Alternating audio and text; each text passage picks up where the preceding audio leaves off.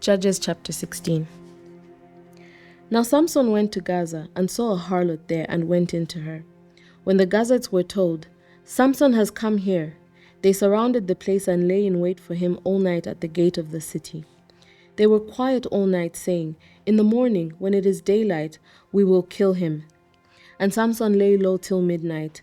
Then he arose at midnight, took hold of the doors of the gate of the city and the 2 gateposts, pulled them up, bar and all, put them on his shoulders, and carried them to the top of the hill that faces Hebron. Afterward, it happened that he loved a woman in the valley of Sorek, whose name was Delilah. And the lords of the Philistines came up to her and said to her, "Entice him, and find out where his great strength lies, and by what means we may overpower him, that we may bind him to afflict him. And every one of us will give you 1,100 pieces of silver." So Delilah said to Samson, "Please tell me where your great strength lies, and with what you may be bound to afflict you." And Samson said to her, "If they bind me with 7 fresh bowstrings, not yet dried, then I shall become weak, and be like any other man." So the lords of the Philistines brought up to her 7 fresh bowstrings, not yet dried, and she bound him with them. Now men were lying in wait, staying with her in the room. And she said to him, "The Philistines are upon you, Samson." But he broke the bowstrings as a strand of yarn breaks when it touches fire. So the secret of his strength was not known. Then Delilah said to Samson, "Look, you have mocked me and told me lies. Now please tell me what you may be bound with." So he said to her, "If they bind me securely with new ropes that have never been used, then I shall become weak and be like any other man." Therefore Delilah took new ropes and bound him with them, and said to him, "The Philistines are upon you, Samson." And men were lying in wait, staying in the room, but he broke them off his arms like a thread. Delilah said to Samson, "Until now you have mocked me and told me lies. Tell me what you may be bound with." And he said to her, "If you weave the 7 locks of my head into the web of the loom." So she wove it tightly with the batten of the loom, and said to him, "The Philistines are upon you, Samson." But he awoke from his sleep and pulled out the batten and the web from the loom. Then she said to him, "How can you say I love you when your heart is not with me? You have mocked me these 3 times and have not told me where your great strength lies." And it came to pass, when she pestered him daily with her words and pressed him, so that his soul was vexed to death, that he told her all his heart, and said to her, "No razor has ever come upon my head, for I have been a Nazirite to God from my mother's womb. If I am shaven, then my strength will leave me, and I shall become weak and be like any other man." When Delilah saw that he had told her all his heart, she sent and called for the lords of the Philistines, saying, "Come up once more, for he has told me all his heart." So the lords of the Philistines came up to her and brought the money in their hand. Then she lulled him to sleep on her knees and called for a man and had him shave off the 7 locks of his head. Then she began to torment him, and his strength left him. And she said, "The Philistines are upon you, Samson." So he awoke from his sleep and said, "I will go out as before, at other times, and shake myself free." But he did not know that the Lord had departed from him. Then the Philistines took him and put out his eyes, and brought him down to Gaza. They bound him with bronze fetters, and he became a grinder in prison. However, the hair on his head began to grow again after it had been shaven. Now the lords of the Philistines gathered together to offer a great sacrifice to Dagon their god, and to rejoice, and they said, "Our God has delivered into our hands Samson our enemy." When the people saw him, they praised their God, for they said, "Our God has delivered into our hands our enemy, the destroyer of our land, and the one who multiplied our dead." So it happened, when their hearts were merry, that they said, "Call for Samson, that he may perform for us." So they called for Samson from prison, and he performed for them, and they stationed him between the pillars. Then Samson said to the lad who held him by the hand, "Let me feel the pillars which support the temple, so that I can lean on them." Now the temple was full of men and women. All the lords of the Philistines were there, about 3,000 men and women on the roof watching while Samson performed. Then Samson called to the Lord, saying, "O Lord God, remember me, I pray. Strengthen me, I pray, just this once, O God, that I may with one blow take vengeance on the Philistines for my 2 eyes." And Samson took hold of the two middle pillars which supported the temple, and he braced himself against them, one on his right and the other on his left. Then Samson said, "Let me die with the Philistines." And he pushed with all his might, and the temple fell on the lords and all the people who were in it. So the dead that he killed in his death were more than he had killed in his life. And his brothers and all his father's household came down and took him, and brought him up and buried him between Zorah and Eshtaol, in the tomb of his father Manoah. He had judged Israel 20 years. Chapter 17.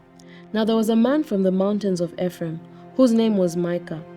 And he said to his mother, "The 1100 shekels of silver that were taken from you, and on which you put a curse, even saying it in my ears, here is the silver with me, I took it." And his mother said, "May you be blessed by the Lord, my son." So when he had returned the 1100 shekels of silver to his mother said, "I had wholly dedicated the silver from my hand to the Lord for my son, to make a carved image and a molded image. Now therefore I will return it to you." Thus he returned the silver to his mother.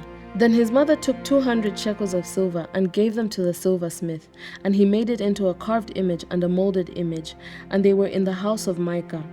Then Micah had a shrine, and an ephod and household idols, and he consecrated one of his sons, who became his priest.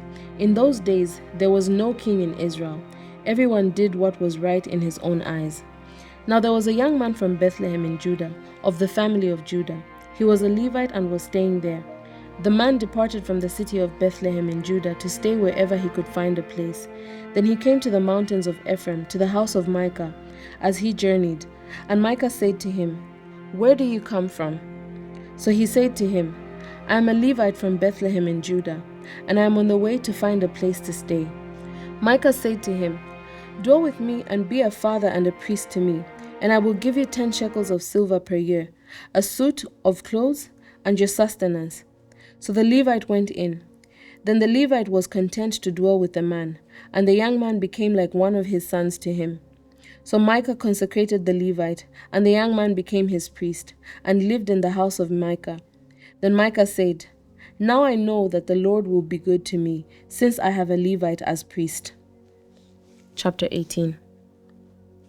In those days there was no king in Israel, and in those days the tribe of the Danites was seeking an inheritance for itself to dwell in. For until that day the inheritance among the tribes of Israel had not fallen to them. So the children of Dan sent 5 men of their family from their territory, men of valor from Zorah and Eshtaol, to spy out the land and search it. They said to them, "Go search the land." So they went to the mountains of Ephraim, to the house of Micah, and lodged there. While they were at the house of Micah, they recognized the voice of the young Levite. They turned aside and said to him, "Who brought you here? What are you doing in this place? What do you have here?" He said to them, "Thus and so Micah did for me. He has hired me, and I have become his priest." So they said to him, "Please inquire of God, that we may know whether the journey on which we go will be prosperous." And the priest said to them, "Go in peace. The presence of the Lord be with you on your way." So the 5 men departed and went to Laish. They saw the people who were there, how they dwelt safely, in the manner of the Sidonians, quiet and secure. There were no rulers in the land who might put them to shame for anything. They were far from the Sidonians, and they had no ties with anyone. Then the spies came back to their brethren at Zorah and Eshtaol, and their brethren said to them, "What is your report?" So they said, "Arise, let us go up against them, for we have seen the land, and indeed it is very good. Would you do nothing? Do not hesitate to go, and enter to possess the land. When you go, you will come to a secure people and a large land, for God has given it into your hands, a place where there is no lack of anything that is on the earth." And 600 men of the family of the Danites went from there, from Zorah and Eshtaol, armed with weapons of war. Then they went up and encamped in Kirjath Jearim in Judah. Therefore they call the place Mahane Dan to this day. There it is, west of Kirjath Jearim. And they passed from there to the mountains of Ephraim and came to the house of Micah. Then the 5 men who had gone to spy out the country of Laish answered and said to their brethren, "Do you know that there are in these houses an ephod, household idols, a carved image, and a molded image? Now therefore, consider what you should do. So they turned aside there and came to the house of a young Levite man, to the house of Micah, and greeted him. The 600 men armed with their weapons of war, who were the children of Dan, stood by the entrance of the gate. Then the 5 men who had gone to spy out the land went up, entering there. They took the carved image, the ephod, the household idols, and the molded image. The priest stood at the entrance of the gate with 600 men who were armed with weapons of war. When these went into Micah's house and took the carved image, the ephod, the household idols, and the molded image, the priest said to them, "What are you doing?" And they said to him, "Be quiet, put your hand over your mouth, and come with us. Be a father and a priest to us. Is it better for you to be a priest to the household of one man, or that you be a priest to a tribe and a family in Israel?" So the priest's heart was glad, and he took the ephod, the household idols, and the carved image, and took his place among the people. Then they turned and departed and put the little ones, the livestock, and the goods in front of them. When they were a good way from the house of Micah, the men who were in the house near Micah's house gathered together and overtook the children of Dan. And they called out the children of Dan. So they turned around and said to Micah, "What ails you, that you have gathered such a company?" So he said, "You have taken away my gods which I made, and the priest, and you have gone away. Now what more do I have? How can you say to me, what ails you?" And the children of Dan said to him, "Do not let your voice be heard among us, lest angry men fall upon you, and you lose your life, with the lives of your household." Then the children of Dan went their way. And when Micah saw that they were too strong for him, he turned and went back to his house. So they took the things which Micah had made, and the priest who had belonged to him, and went to Laish, to a people quiet and secure. And they struck them with the edge of the sword, and burned the city with fire. There was no deliverer, because it was far from Sidon, and they had no ties with anyone. It was in the valley that belongs to Beth Rehob. So they rebuilt the city and dwelt there. And they called the name of the city Dan, after the name of Dan their father, who was born to Israel. However, the name of the city formerly was Laish.